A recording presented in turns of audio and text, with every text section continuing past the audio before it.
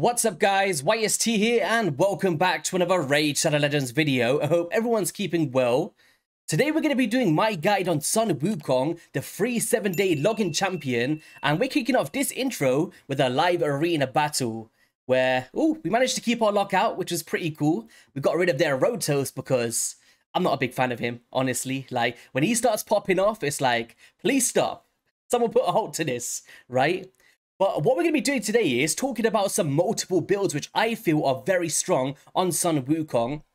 Also taking him into like Hydra examples, the Doom Tower, some arena encounters and all of that good stuff. And just the fundamentals of what I feel he brings to the table. Which hopefully we can demonstrate some of this throughout this battle here, right? So we're going to look at some skills. And the build that I kind of enjoyed the most, and I've tried multiple builds over this past week since the release of this champion, and it's actually going to be a hybrid build. And what do I mean by this? So we're going to be focusing on primarily like some speed in the build. We want some damage. And then I also want some accuracy to take it into areas such as the Hydra boss. So basically like a jack of all trades, right? Let's see if we can get some of that polymorph on. There we go. Turn that Mortimer crap to a sheep. And he could do absolutely nothing, right? He could do absolutely nothing. Now we want to try and deal with some damage as well. Of course. Maybe strip some buffs as well, right? If we don't get polymorphed ourselves, which will be a bit devastating for Sun Wukong. But he's also got an amazing passive, right? Which over the course of a battle, there's been some times where I've basically got like just my Duchess left alive. And then my other two champions are like block revived from another champion. And then boom, he just comes in and just keeps reviving himself and taking these turns. And just, it could be a nasty time for your opponent, right? All right, come on. Let's see what we could do here then. Let's reduce some turn meter, just to kind of stop them from taking some turns here. Can we get some block buffs up? There we go. We managed to. And we killed that Mortimer Cab with that A3 skill there. Pretty decent. Like, that A3 isn't the hardest hitting skill from his kit. So a bit like that SpongeBob meme when it's like, was it like 100 years later in that funny voice? We're 5 minutes in and it looks like we're about to get our victory if Arbiter doesn't revive Mariska, and then they start doing all of that bonanza where they're reviving each other. But we've got ourselves into a good situation so far. All right, come on Sun Wukong. Can we get some damage out? We haven't got increased attack at the moment, so we might not be able to get some crazy surplus. But here we go. Nice. All right, so this is finished now. This is finished. Do some heals, leave it on full auto, and the opponent left the battle, so we couldn't see the entire damage, but there we go, a bit of live arena for the intro there. So Sun Wukong, what makes this champion so amazing? It basically comes down to Hydra utility, arena in so many different builds, and also just general progression. Like, when you think about the Doom Tower, he brings so many fundamentals to counter some very top tier champions. So opening with the Gotcha, on the default skill, attacks one enemy and has a 25% chance, bookable up to a 50% chance of applying a stun debuff for 1 turn on the target. Now this chance will increase to 50% if the target is under any buffs, which will be taken up to a 75% chance once booked as well. So pretty good default skill, you know, some crowd control out there for those tedious opponents. Now, with the Staff of Wonder, this is like the money scaling ability. He attacks one enemy and will ignore 50% of the target's defense. And once we start pairing this with Lethal, Savage, Helm Smasher, Cruel, you name it, we're going to be dealing 100% ignore defense, right? Factoring all of these in. So, a lot of damage potential coming out of this. And it also will attack all remaining enemies with any surplus damage if the target is killed. And this attack will also ignore 50% of that target's defense. But this attack cannot be critical. Which, when I first actually read this, I was a bit skeptical. Like, ooh, like, is this still going to smack? How much damage is it going to do? But the fact is, it surprised me. It proved me wrong, Mr. Sun Wukong. You like the rhyme in there? If the initial target does survive though, we'll place a sheep debuff on them for 1 turn, and this debuff cannot be blocked, but it's worth reiterating that it can be resisted. So that means that your champion will require accuracy to make full use of the sheep debuff placement. Now, this is very strong, right? It basically eliminates those Mortimer Cabs, those Ultimate Death Knights, those Stone Skins. Like, whenever you got those champions that's just annoying you the most, put them to sheep and then you don't have to deal with them for a turn, right? And then you can just pick them up later on into the battle. So I love the versatility from this one. Like, there's damage in there, there's sheep control, stands as the first champion in the game that can basically do this, and also some AoE potential when killing your initial target. So I'm liking this one. Pretty good for Hydra as well. Like, in terms of damage on like decapitated heads or trying to free your allies that's been digested from some of those Hydra heads, I've definitely come through with this alone with the optimal setup and just freed my champion like straight away. So it's pretty cool. Now you see us, attacks all enemies, and before attacking, we'll steal all buffs from all enemies, and then we'll place a block buff debuff on them for 2 turns.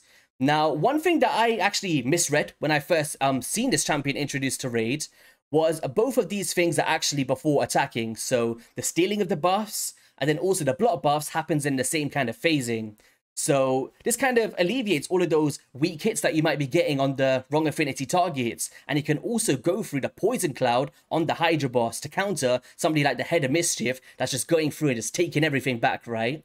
So really cool synergy for the Hydra boss, makes him one of the best in the game when you talk about block buffs options. Now on the unbeatable Wukong, revives this champion with 100% and 100% HP and 100% turn meter. Got my tongue in a twist. 3 turns after they were killed.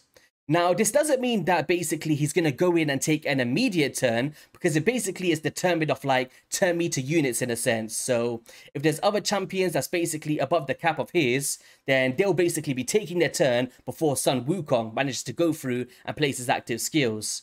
So still very powerful. You're still going to be able to be up there in the turn meter race to be able to go next, but it doesn't like necessarily mean that he's revived and he takes an immediate turn, right? If that makes sense. Hopefully it does. A speed aura in arena battles by 28%. And I felt like this was phenomenal for players. Like, when I first came into the game, I'm pretty sure many people that's been around for years can resonate with this, that it was very hard trying to find these high arena auras, and we was really trying to chase our arbiters in order to fulfill that role, right, for our teams. Whereas now with Sun Wukong in the game, we don't have to worry about like trying to use a gold grab for now and stuff like that. Or if you're in live arena and you've got an arbiter and a Sun Wukong, and then one of them gets banned, you still got a very high speed aura for your team to basically counter in those speed races.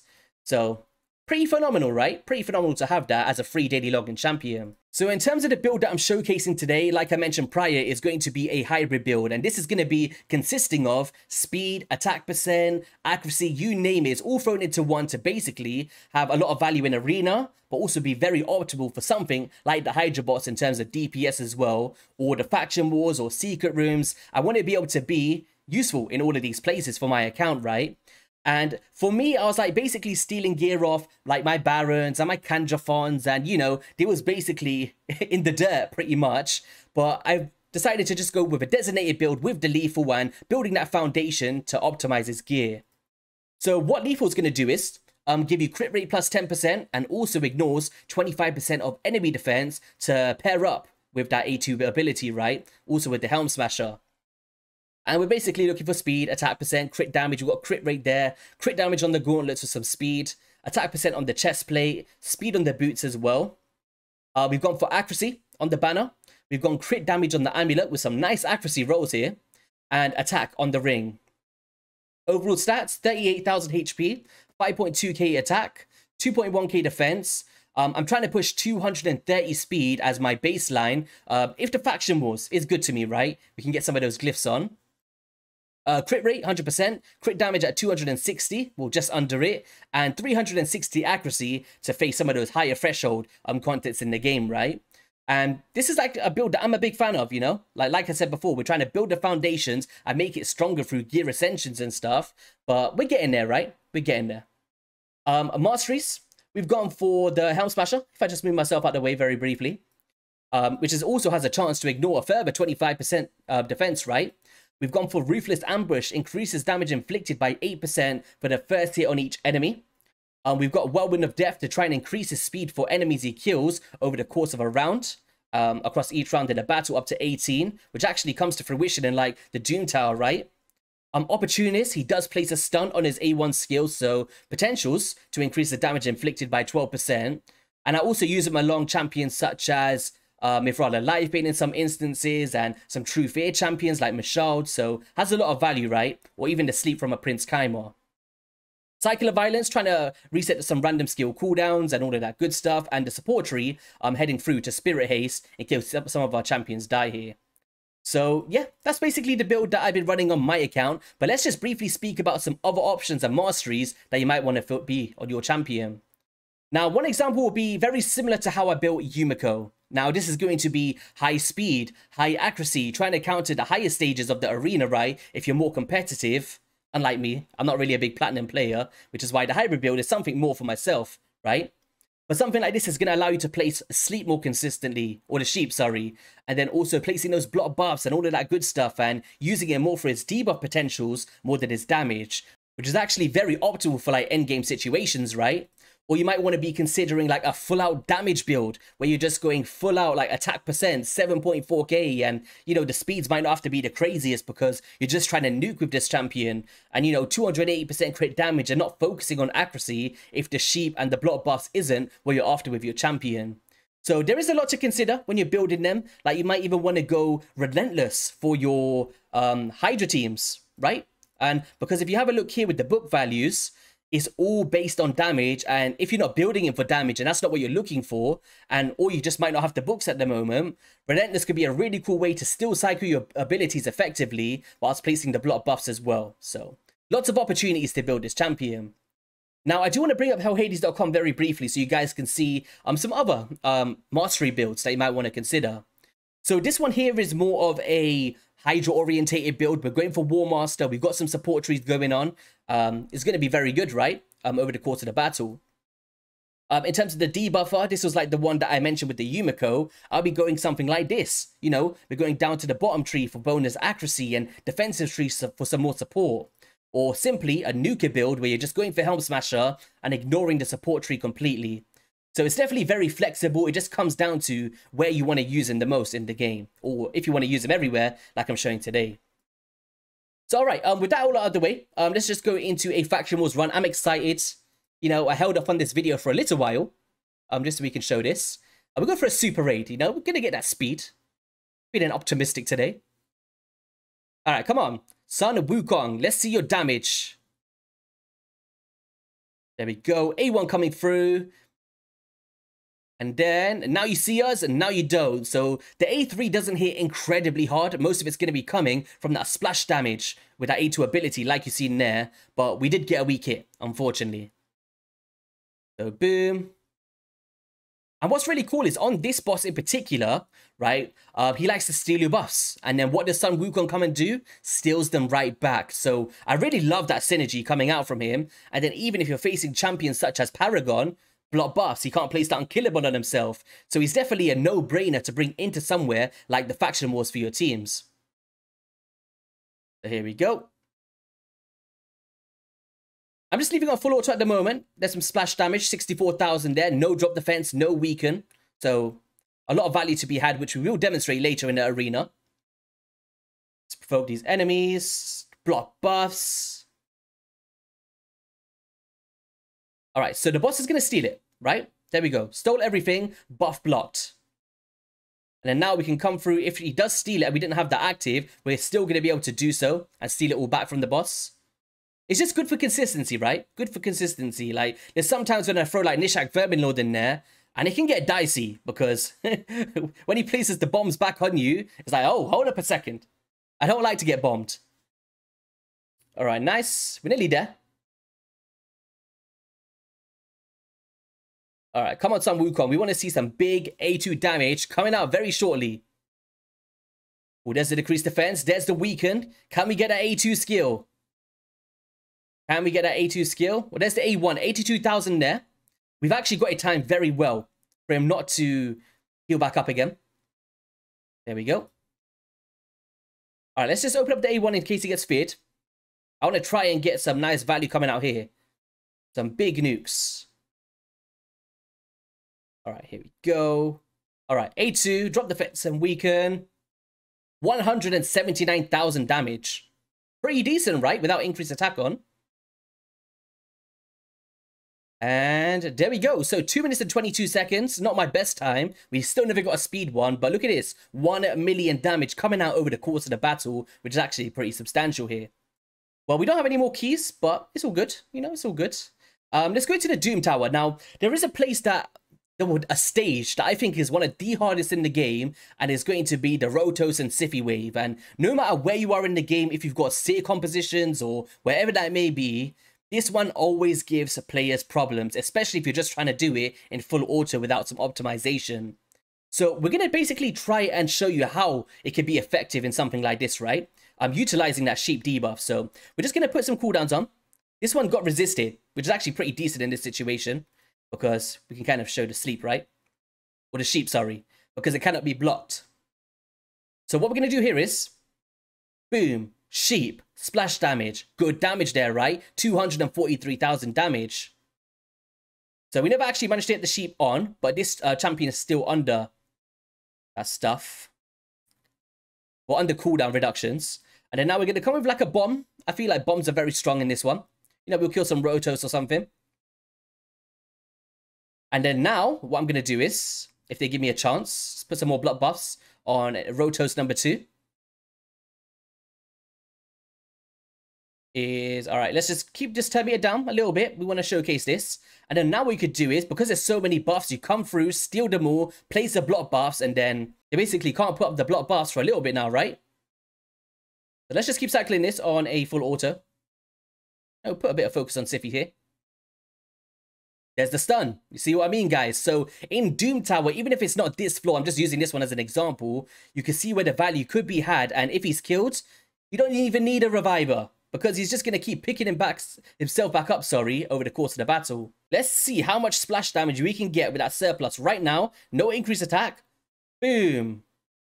So it wasn't as impactful there, but we managed to get the reviver out of the equation, right? We're going to place some bombs. Play some decreased attacks to mitigate the damage from the Rotos. And then if he keeps getting killed, as long as we've got one champion alive, we're going to be good to go, guys. Oh, nice. Who's going to do more damage here? Nishak, Vermin Lord, or Sun Wukong? Guess in your heads? Guess in your heads, no cheating. No cheating. Oh, here we go. And boom. Oh, he actually did outperform. Well, that is to be expected, I guess. But pretty good, right? You can see that, although it is an endgame team, how he could kind of fit into like more progression teams, even for like normal, and really counter these waves that you might be having some trouble with by simply placing those sheeps, block buffs, removing buffs. There's a lot of utility to be had in some of the hardest floors of the Doom Tower rotations. Now, in terms of bosses themselves in the Doom Tower, like, he doesn't really bring any fundamentals that I would be like, oh, it's a no-brainer. Like Dark Fae, I seen somebody tell me that he keeps coming back to life, like next to the Dark Fae. Like, do we really want that? Absolutely not. The Griffin could be a good one, because if he keeps getting killed, he can keep bringing himself back up. But just be wary for those 10-meter fills that he grants to himself, which doesn't kind of play to the advantage of the boss. You might want to pair him in your Scarab King once, for anyone that's a big fan of the Ursaga. What's his name? Forgot his name. Urost the Soul Cage. And basically, if you're just doing a solo composition with him, you might just want to throw some Wukong in there for fun, like just to keep popping up to deal some damage. It's pretty funny to watch if you've got the solo team, right? And yeah, outside of that, you know, it'll just be like general progression stuff if you don't have better options. Now, in terms of arena, this is one of like the highlight places for me. Let's go into a few endgame teams now, if we can find some. This one looks pretty beastie in my opinion. So let's take the Baron out. We got recently used first. Get Mr. Sun Wukong in there. And well, do you know what? We'll kind of manual it. We'll manual it. So I'm kind of expecting a lot of Stone Skin to be popping up right now. So we've got one. Okay, not as many as I thought. Just gonna lock them out. Play some of these. Ooh, scary. So this dude right now is scaring the heck out of me, right? I don't want to be counted by this dude right now. So I'm going to take Cupidus out of the equation. How about that? Bah! So these are the ways where a hybrid build really comes to fruition, because you've still got that damage in there if you need so. But at the same time, you've got enough accuracy to counter the champions causing you the most problems, right? But there is one downside where if you're more higher end arena and you're really competitive, you're going to want like that higher accuracy build to counter some of those meta champions, right? But that's just basically not the way that I personally play this game. So This is where it all comes down to like subjectiveness and catering to your player style and where he's going to bring the most value for your account. So now what we're going to do is this is a perfect example, actually. Perfect example. Now, he's come back with like hardly any turn meter. He's got 50% HP and all of that good stuff. Now, because he's got absolutely nothing active, watch this. Absolute obliteration for the rest of their team, right? And this is the way where I like to build him. We've got enough accuracy to take out some of their crazy high threshold champions here, like +2 Cupidus. But then we've also got enough for once they come back to cycle that skill and just kill them off. And I feel like that's a very cool synergy to be had in this game.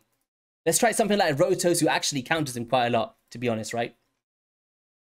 We've actually got a really cool content creator challenge, which I'm going to be doing a video on very soon. So if you guys do want to see a high accuracy build for Sun Wukong, definitely stay tuned on the channel, because I'm probably going to build him in that way for the creator challenge. So it'll be pretty fun.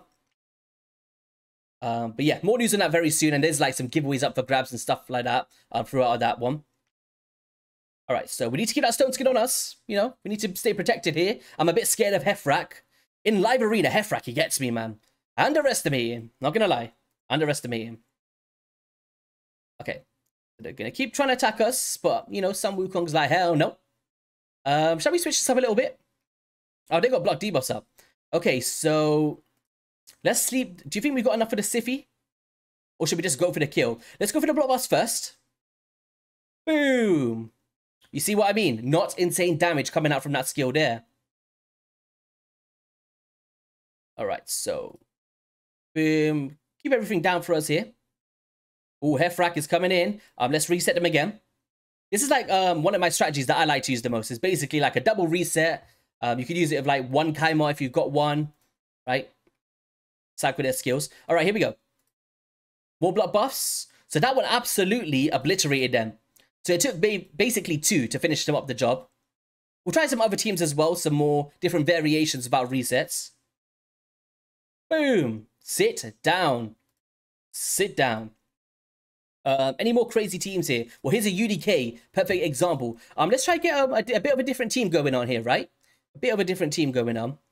So, do you know what? We might actually put UDK in ourselves for this one, for this demonstration. Let's take Duchess out. You know, let's try to get a bit more relatable here. Take him out, and who should we put in? I just said a champion and I forgot his name already. UDK. UDK. I've not used him in ages. But it seems like he's got a bit of a power creep against Sun Wukong, right? He basically just counters all of the stone skin. So you're going to have to look for some alternate builds for that dude. Especially when you're facing him, right? Alright, so here we go. Going to play some hexes and stuff, you know. Got some increased attack on our champion. Unfortunately, we got stunned.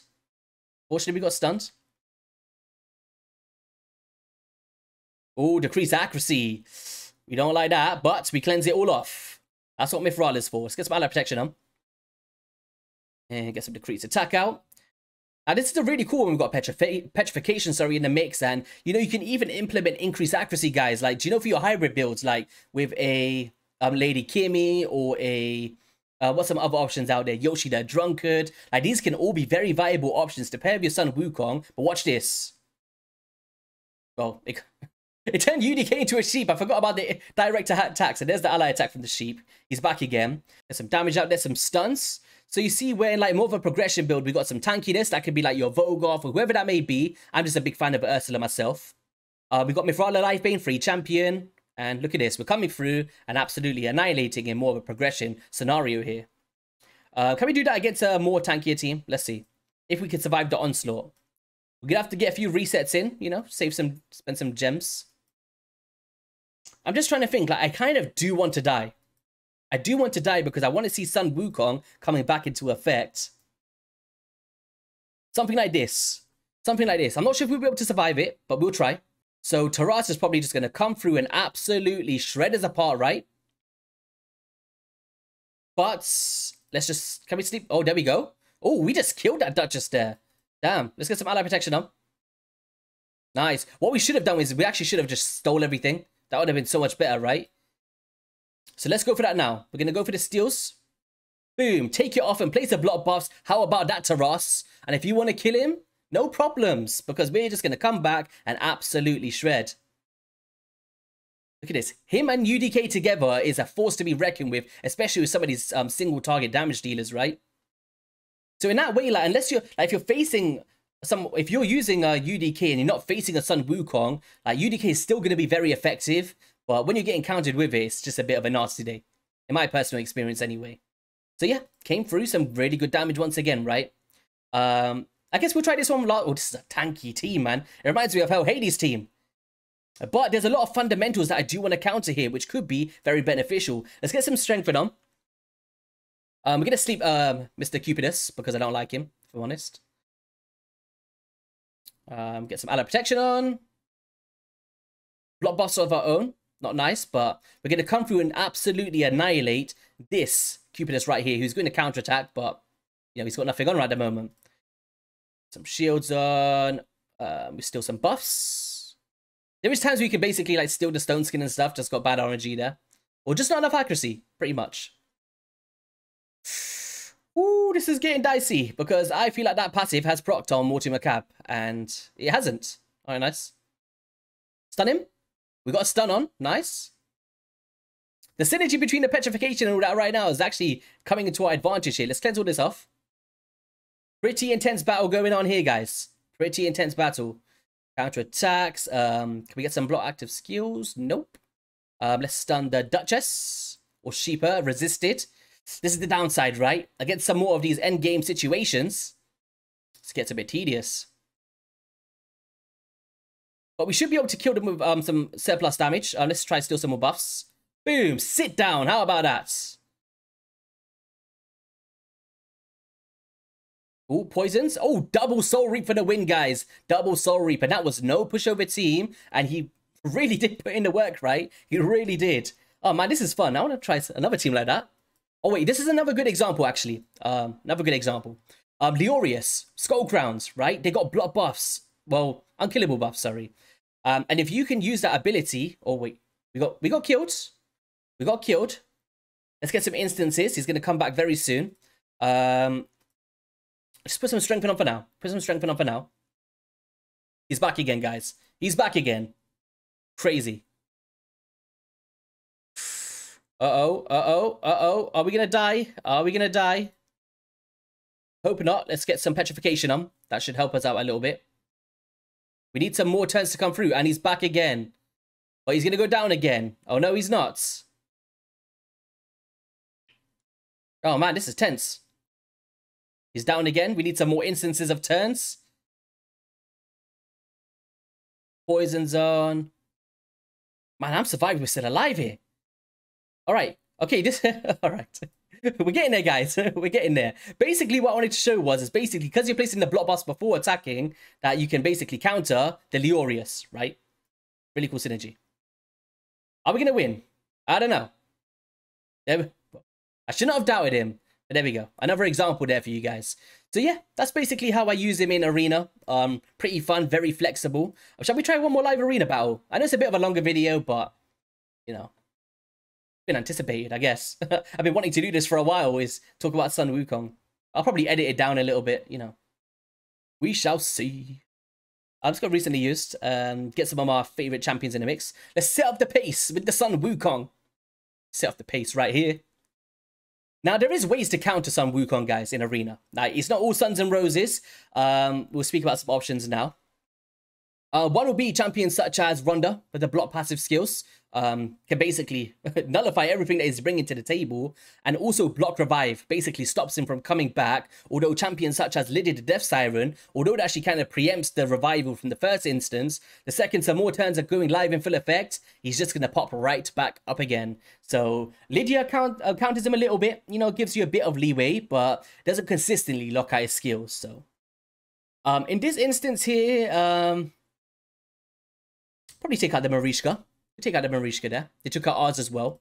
But we're going to be able to lock them out and put them to sheep. And that'll be all they wrote, pretty much.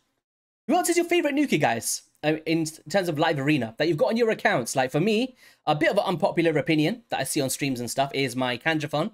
I have got better options than him, such as Leorius the Proud and my recently acquired Harima. But I've just always been a fan of him. And, you know, if you're a fan of something, don't let anybody else tell you any different, guys. Okay, let's put their Nuka to sheep. No, why not? Put some hex on them as well. Oh, it didn't work. Alright, let's get some buffs on. They got Stone Skin. There's not really much we can do here, right? And, ooh, Arix putting in the work here. Let's see if we can steal some Stone Skin. That'd be pretty cool to see, right? Ooh. Keep the turn meters down. Ah, should have known better. I should have known better. He's probably in like triple. All right, here we go. Let's kill them. Boom. Getting dicey. Let's get rid of the reviver. And there we go. He's back again. Then we're going to go through and kapow. And basically just wait for the battle to finish now, guys. Or maybe, wait, this Arix might actually solo me. This Arix might solo me. I gotta be wary here, because I'm just seeing some crazy damage coming out from him. Alright, let's go with Hex. A1. Oh, we got some nice damage out there. And can we finish off with the A2 of Sun Wukong? It's close. It's very close. There we go. We managed to pull it off, but yeah, Sun Wukong, decent damage, but some more of the fundamentals of the sheep and stuff. And yeah, pretty cool, right? So this team here, guys, is basically my brutal Hydra Boss team, which I like to run, implementing Sun Wukong as a permanent replacement for some other champions, such as Ugo, because I just love the free ability of him, as there's not really much damage dealers throughout this composition outside of my Whisper. And if my Whisper gets stolen, I always struggle to kind of get them back, right? So Sun Wukong basically comes through, does those block buffs through those poison clouds if needed be, but also has enough damage to free the heads, which we can demonstrate right now. And boom, 223,000 damage, and, you know, over the course of the battle, and we start ramping it up with increased attack buffs or whatever that may be, you get a lot of value, and also does a lot of damage against the decapitated heads. I've seen upwards of almost 800,000 in my build today. So, you can see here, we're going to come through with another block buffs once he has that active skill ready. Oh wait, this is the perfect scenario. So in this run, I tried to basically demonstrate everything that I kind of would be countering in a bad situation.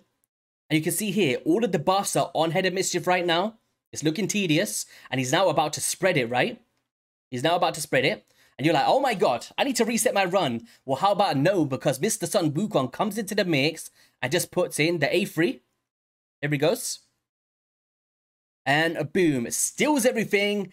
Places the block buffs. He's now got 1,000 buffs, but the downside, like I mentioned throughout the gear segment in this video, is he now has the most buffs in this situation.